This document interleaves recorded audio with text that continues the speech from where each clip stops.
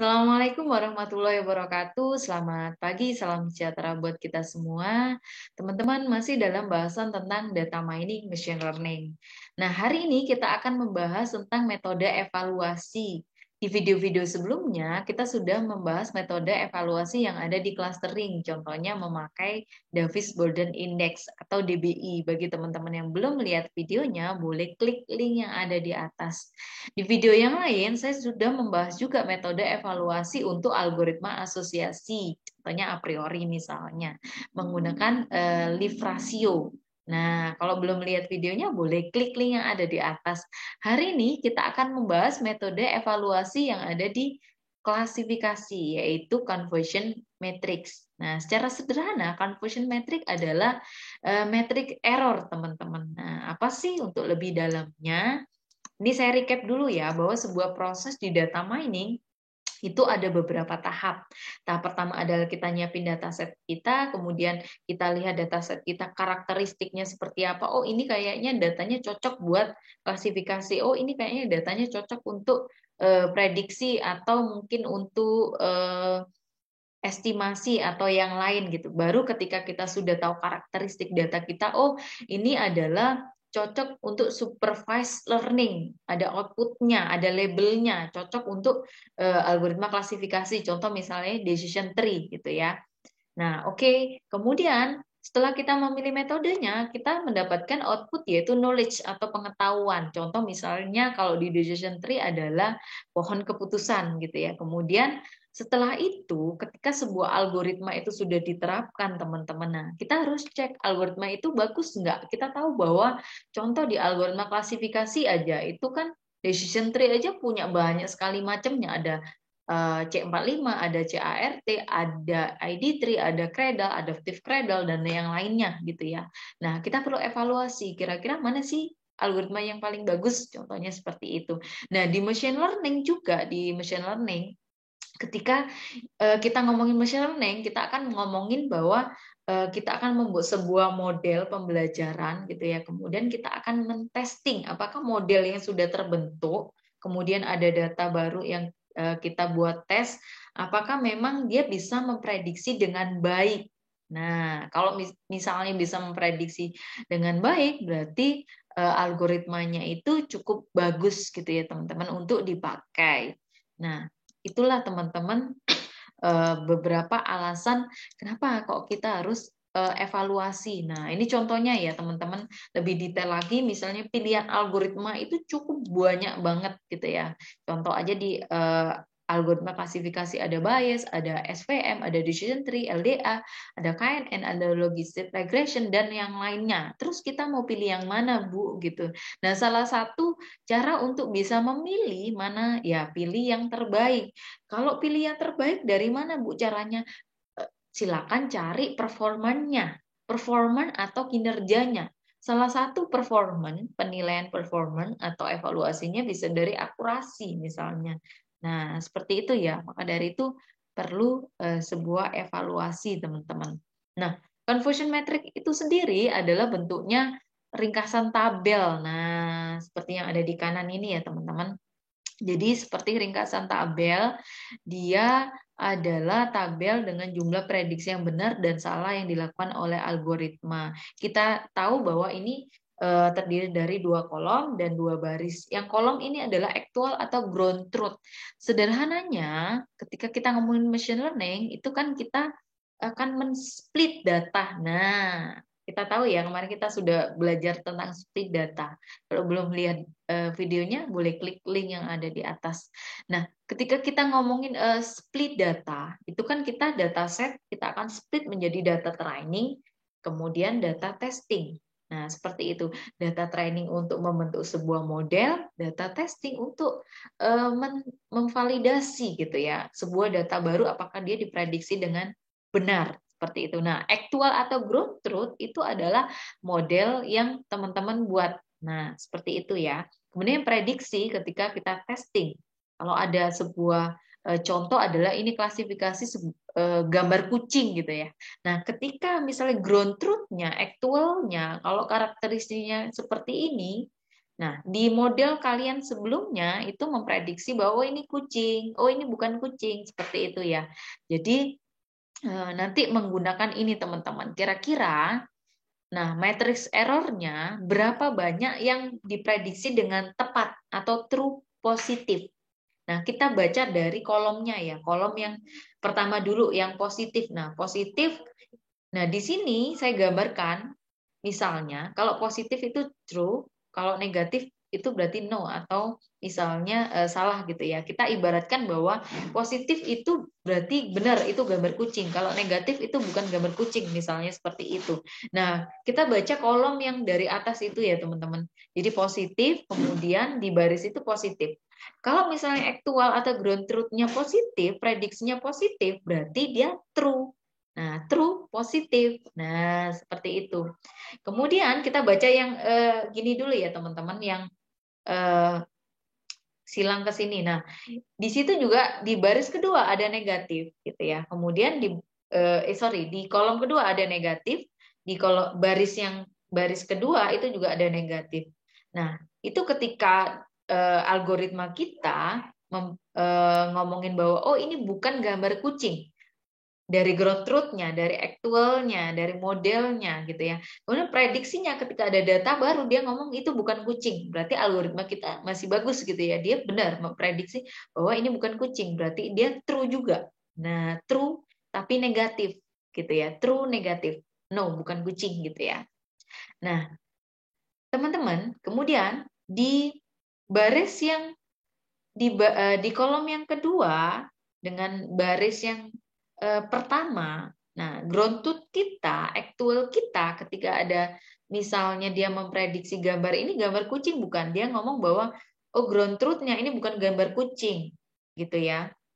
Ketika karakteristiknya A, B, C gitu ya. Ketika sudah diolah dengan model ini bukan gambar kucing. Tetapi ketika kita memprediksi sebuah data baru, ternyata prediksinya adalah ini adalah gambar kucing, berarti dia false. Nah, false positif gitu ya. Salah, prediksinya salah. Kenapa kok jadi false positif? Nah, kita tahu bahwa ini diprediksi sebagai kucing. Kucing tadi kan kita gambarkan sebagai positif, bukan kucing negatif gitu ya.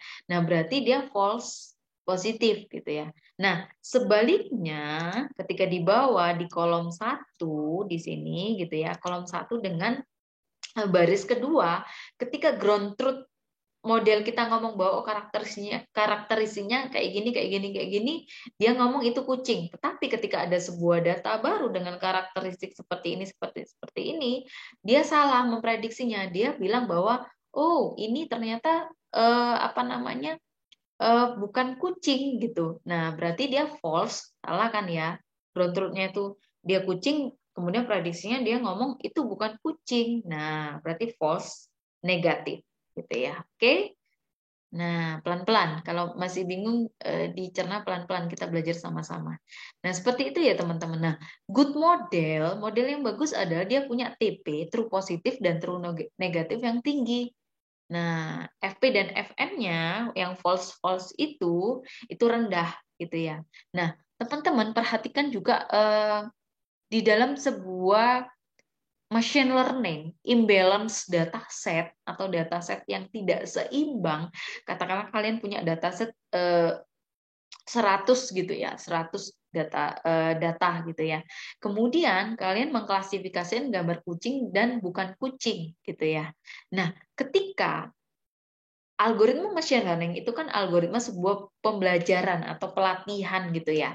Nah, ketika misalnya dalam dataset kalian gitu ya, menunjukkan yang gambar kucing, kelas kucing itu 70 sedangkan atau 80 kelas yang bukan kucing 20 yang akan teman-teman latih. Nah, itu termasuk imbalance dataset, nggak seimbang data pelatihannya. Dan itu juga mempengaruhi kinerja teman-teman. Nah, itu nanti boleh teman-teman pelajari literasi lagi dan ini adalah salah satu permasalahan di machine learning, imbalance dataset. Nah, mungkin kita bisa bahas di video-video selanjutnya ya. Ini saya beritahu isu-isu apa sih kira-kira kalau di tema ini gitu. Oke. Kemudian Tiga hal penting tentang confusion matrix, teman-teman. Error matrix, dia termasuk error matrix. Kemudian dia ada perbandingan antara model dan hasil klasifikasi sebenarnya, gitu ya. Nah, kemudian ada 4 istilah, ada true positif, true negatif, false positif, false negatif. False negatif, salah ya itu ya. FN ada false negatif. Nah, itu teman-teman, jadi istilah-istilah itu jangan bingung. Kalau yang true berarti dia algoritma teman-teman memprediksi dengan benar atau true. Kalau false berarti dia salah gitu ya. Oke. Kemudian ini contoh di kasus supaya kita jauh lebih paham. Kita memprediksi gambar kucing. Kucing itu saya gambarkan sebagai positif, bukan kucing itu negatif. Nah, baca dari kolom ke baris. Nah, baca dari kolomnya dulu ya, teman-teman. Oke. Nah, contoh misalnya ini supaya lebih gampang saya pakai gambar aja ya. Jadi misalnya dari ground truth-nya di kolom pertama model kita ngomongin bahwa kalau karakteristiknya kayak gini ini kucing. Prediksinya ketika ada data baru dan diuji gitu ya, ada sebuah data baru gambar kucing dan diuji, dia bisa mengklasifikasikan sesuai pembelajaran yang di model kita. Oh, ini kucing. Nah, berarti dia true positif. Nah, true positif adalah gambar input adalah kucing dan algoritma kita bilang itu kucing. Nah, seperti itu ya. Kemudian di kolom kedua, kemudian di baris pertama ada gambar gitu ya. Itu adalah gambar anjing gitu ya. Nah, gambar anjing itu di ground truth-nya dia itu bukan kucing. Nah, ketika diprediksi dia ngomong bahwa itu kucing. Nah, berarti kan dia adalah false positif. Nah, false positif adalah gambar input kita itu bukan kucing, tapi algoritma kita ngomong bahwa itu kucing. Nah, inilah error-error yang ada di algoritma ya teman-teman. Kemudian di kolom pertama, kemudian di baris kedua, algoritma kita ngomong bahwa ini adalah gambar kucing, tetapi prediksinya gitu ya. Prediksinya dia bukan kucing. Nah, seperti itu ya teman-teman. Jadi ini kucing, prediksinya bilang bahwa ini bukan kucing, berarti false. False negatif gitu ya. Karena ini gambar kucing, prediksinya ini bukan kucing, padahal ini kucing, berarti false negatif gitu ya. Negatif tadi kan yang bukan kucing. Yang terakhir di kolom kedua dengan baris yang kedua ada sebuah gambar gitu ya, gambar anjing. Nah, ground truth-nya ini bukan kucing gitu ya. Bukan kucing. Nah, algoritma kita ngomong bahwa ini bukan kucing juga, berarti true gitu kan. Ini gambar anjing, ini bukan kucing. Prediksinya juga ngomong ini bukan kucing. Nah, berarti dia true. True negatif. Gitu ya, teman-teman. Oke. Nah, nggak bingung ya dengan istilah-istilahnya ya, gitu ya. Pokoknya yang eh, garis piring ini gitu ya, TP, TN gitu ya, itu pasti true, teman-teman. Nah, ini adalah apabila kelasnya cuma 2 gitu ya. Nanti biasanya ada yang bingung kalau kelasnya 3, 4, 5, 6, 40 gimana Bu? Nah, nanti kita bahas di terakhir. Nah, tips untuk mengingat, kalau misalnya dimulai dengan true, itu pasti nanti prediksinya akan benar gitu ya. Contoh, true positif, berarti prediksinya benar. Dia kucing, prediksinya ngomong kucing. True negatif, dia ngomong bahwa prediksinya negatif, ground truth-nya negatif, aktualnya negatif, dia prediksinya ngomong negatif juga. Berarti kan true ya teman-teman. Nah, prediksinya akan benar kalau diawali dengan true. Kemudian dibalik, kalau misalnya diawali dengan false, maka prediksinya adalah salah. Contoh false positif. Nah, prediksinya dia salah gitu ya. Oke. Nah, kita lihat di selanjutnya, untuk mengukur sebuah kinerja, teman-teman di conversion metric, kita bisa mencari akurasi, recall, precision, dan F1. Nah, tapi yang akan kita bahas di sini adalah akurasi ya teman-teman. Oke, jadi banyak ya, conversion metric itu nggak cuma akurasi. Ada recall, ada precision. Nah, ini kita bahas yang akurasi. Rumusnya seperti apa, Bu? Rumusnya adalah mencari akurasi, dia itu menggambarkan seberapa akurasi model dapat mengklasifikasikan dengan benar seberapa akurat model yang sudah dibentuk oleh algoritma tadi itu kira-kira menyelesaikan kalau ada permasalahannya yang baru lagi gitu ya. Nah, akurasinya adalah TP plus TN, true positif plus true negatif dibagi semua data teman-teman, bagi data TP, TN, FP, dan FN. Seperti itu ya, yang true dibagi semua data gitu sederhananya. Oke, cukup mudah untuk rumusnya. Nah, ini adalah sebuah istilah yang cukup penting teman-teman. Nah, inilah alasan yang kuat juga kenapa sih sebuah algoritma itu harus dievaluasi gitu ya. Contoh misalnya memakai confusion metric. Nah, ini adalah kalau yang false positif itu disebut dengan tipe error 1. Kalau yang false negatif tipe error 2. Nah, mana yang lebih berbahaya, teman-teman? Nah, yang lebih berbahaya adalah kita bahas dulu yang tipe pertama gitu ya. Nah, false positif gitu ya. Dia adalah merupakan data yang negatif namun diprediksi sebagai data positif. Contoh, pasien tidak menderita gagal ginjal.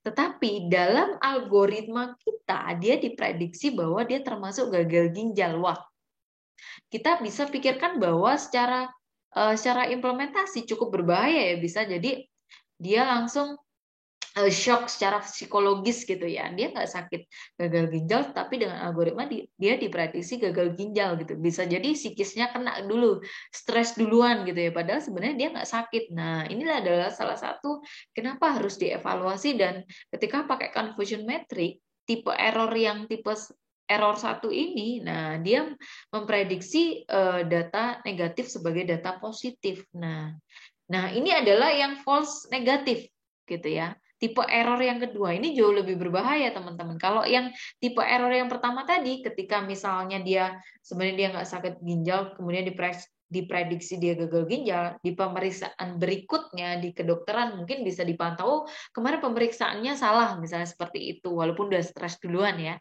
Nah, di false negatif, tipe error yang kedua, dia itu data itu positif, namun diprediksi sebagai data negatif. Nah, berarti dia itu sebenarnya positif gagal ginjal, tetapi algoritma memprediksi dia tidak menderita gagal ginjal gitu. Nah, apa efeknya? Ada efeknya juga. Contoh misalnya lambat penanganannya. Nah, cukup berbahaya juga ya kalau lambat penanganannya akan semakin parah misalnya seperti itu. Nah, dalam algoritma confusion metric tipe error yang kedua ini yang jauh lebih berbahaya, teman-teman. Nah, seperti itu ya gambaran kenapa kok harus dievaluasi dan kenapa algoritma harus benar-benar dipantau gitu. Kira-kira efektifnya seberapa besar, kinerjanya seberapa besar gitu. Sehingga kalau ada kasus baru, nah dia bisa tidak ngaco gitu ya, bisa tidak berbahaya, memprediksinya salah. Nah, ada studi kasus yang terakhir, pertanyaannya berapa persen gambar yang benar diprediksi kucing maupun yang bukan kucing dari keseluruhan gambar. Untuk multiple class ya teman-teman, supaya teman-teman tidak bingung. Jadi ini adalah tabel yang tadi, tabel utama ketika misalnya klasifikasi kelasnya ada 3, seperti apa Bu? Nah, pertama ya tetap yang saya jelaskan sebelumnya buat matriksnya, kemudian pecah menjadi satu-satu ya teman-teman. Nah, confusion matrixnya tetap satu-satu teman-teman. Contoh misalnya di sini kalau kita lihat gitu ya, ini kucing dan bukan kucing. Nah, kita ambil yang kucing dan bukan kucing juga ya. Nah, bukan kucing ini berarti dia mungkin anjing dan panda gitu, teman-teman. Nah, Bu, 10 dari mana? Nah, dari sini ya. 10 kucing, ground truth-nya diprediksi juga dia kucing. Kemudian, bukan kucing dan juga diprediksi kucing. Ini dari mana, Bu? Berarti kalau bukan kucing ya anjing sama panda. Dia diprediksinya adalah kucing. Nah, berarti dia jumlahnya ada 4. Gitu ya, teman-teman.